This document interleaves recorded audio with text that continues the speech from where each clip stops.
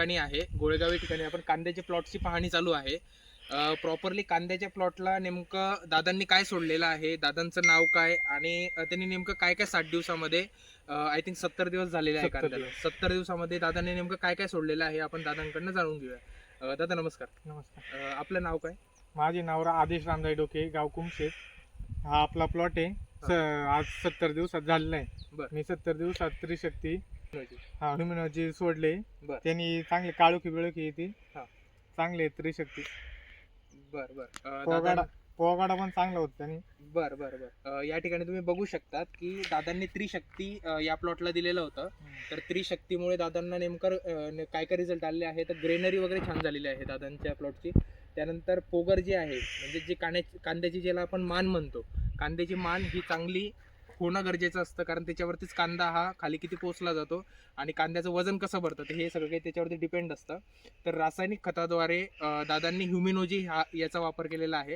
ह्युमिनोजी तुम्ही किती सोडलेलं होतं? गोण चांगली. बरं बरं.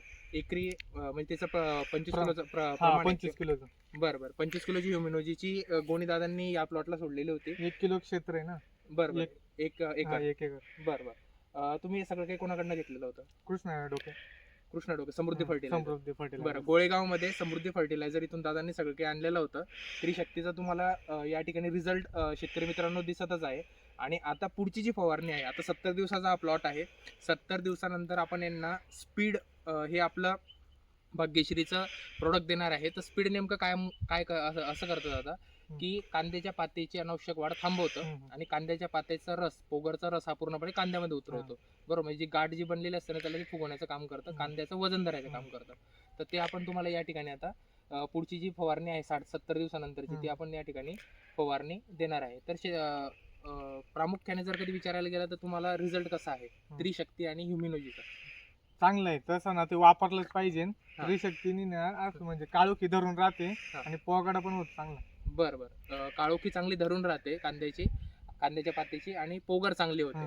तर त्रिशक्ती नक्की जास्तीत जास्त शेतकऱ्यांना मी तेच सजेस्ट करतो, त्रिशक्ती तुम्ही वापरून बघा. जर कधी व्हिडिओ आवडला असेल तर नक्की व्हिडिओला लाईक करा, चॅनलला सबस्क्राईब करा, बेल आयकॉनला प्रेस करा, म्हणजे जेणेकरून नवनवीन व्हिडिओचे अपडेट तुमच्यापर्यंत पोहोचतील. धन्यवाद.